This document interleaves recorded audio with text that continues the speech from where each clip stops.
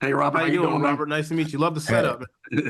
thank you. I appreciate that greatly. I love the show. I love the show. I love Appreciate Genius, it. MLK, and X. And I actually saw the first three episodes, and I was just blown away by a lot of different aspects of it. So, congratulations. No, that's Thank what's up, you. man. Very Appreciate that. appreciate it. Thank you. And no, thank you. And one of the things we've seen the stories of Malcolm X and Martin Luther King depicted through a lot of mediums where you're talking about movies, documentaries, books. But why do you feel like the a miniseries was the best format to tell this story in particular? Well, we were lucky enough that in the form of television, we got 8 hours to explore all four of our leads, and by four I include Betty and Coretta. In that we didn't have to focus on an event. We got to do a little bit of their origin story. We got to do a little bit of the moments before the moments, which is a big thing for us as storytellers, so that we didn't have to just focus on the moments that we all think we know. We got to build into why they made the decisions that they made, what impacted them as human beings as much as possible, and exploring that in 8 hours was invaluable to try to make this as definitively different, not better or worse, just different than in the projects that have preceded us, and hopefully more to still follow down the road. No, and that's wonderful. And I really appreciated the long form detail, the detail that we were able to get from the long form format, particularly learning about things like a young Martin's life. And one scene in particular that really shocked me was learning about his suicide attempt when he was younger that happened in the first episode. Was there any particular moments or anything, when you're doing your research for this show that really stood out to you and you were like, oh, I have to portray this? And this for both of y'all.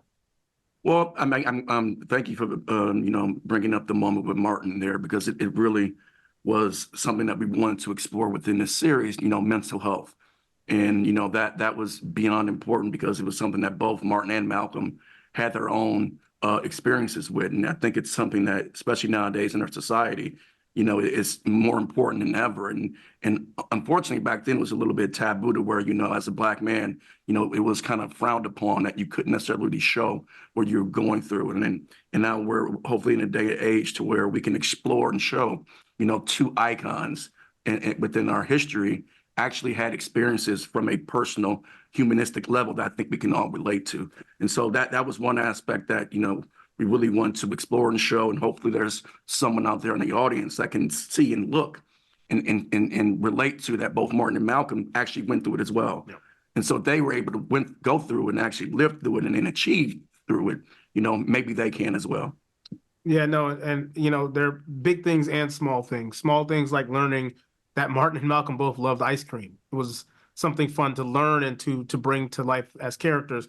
And big is their weddings. Those, I'm a big rom-com fan, so anytime we got to touch on Martin and Coretta's, private moments, the night of their wedding and what they had to go through that particular night, and just showing it to make us feel like we can know them a little bit more. And for Betty and Malcolm, learning that they had that what their relationship looked like behind closed doors to an extent, and how they had their ups and downs. That stuff really was invaluable to learn and to bring to the screen, so that these characters felt rich and expansive as much as we could, and take advantage of the fact that we had 8 hours to do so. Yeah, absolutely. And I thought y'all nailed it, telling those stories all the way across, like y'all said, for all four of the leads. And, when you talk about elevating the roles of Betty, Shabazz, and Coretta Scott King, I noticed there was such a powerful slate of women directors through the first few episodes, and I'm sure throughout the series. How critical was it to capture this story through the lens of strong women? Oh, it was paramount because you can't tell Martin and Malcolm's story without Betty and Coretta, and there's a reality to where there's a certain touch and certain certain touch that needs to be within displaying their story, from a female director.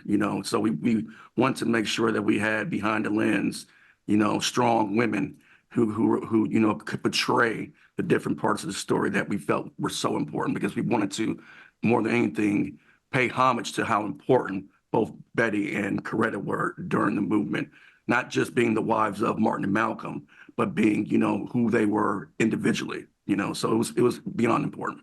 Just like our cast, our list of directors, we got the best that we could get our hands on, and we were grateful that they were as diverse as they were, and brought different POVs and perspectives into who these four characters were. So we could not be more proud of our directors, and we got exactly who we wanted, and they did even better than we could have hoped across the board.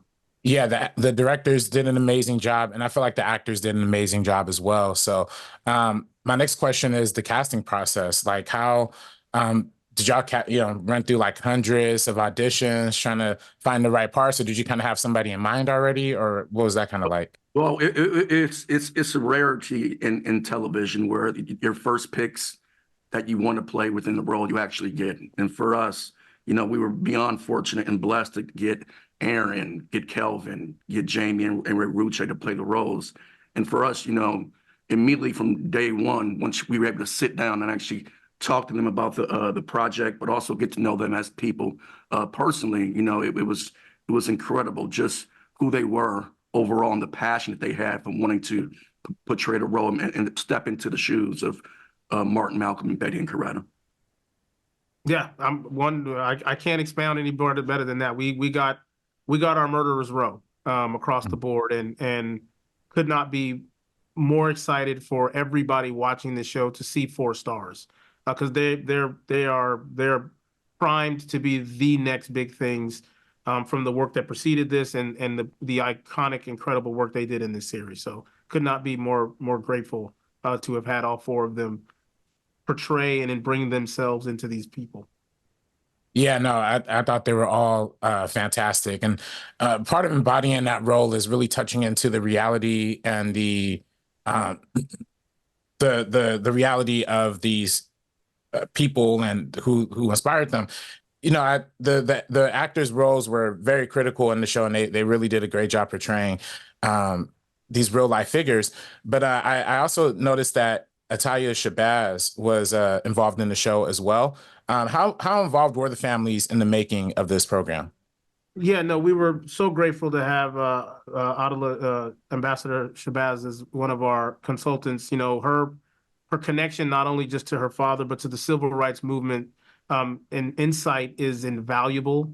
And so having her be willing to let us pick her brain and get the nuance of who these people were from her point of view was fascinating, and we could not have been more grateful to have had her expertise and her support throughout this project. Agreed. Just an incredible woman. Very, very welcoming, very humbling, very funny. Yeah. She just whip smart and passionate about her father and about her mother, and about making sure that the legacy that they leave is experienced and learned from the audience. So beyond blessed to have her part of the project. Absolutely.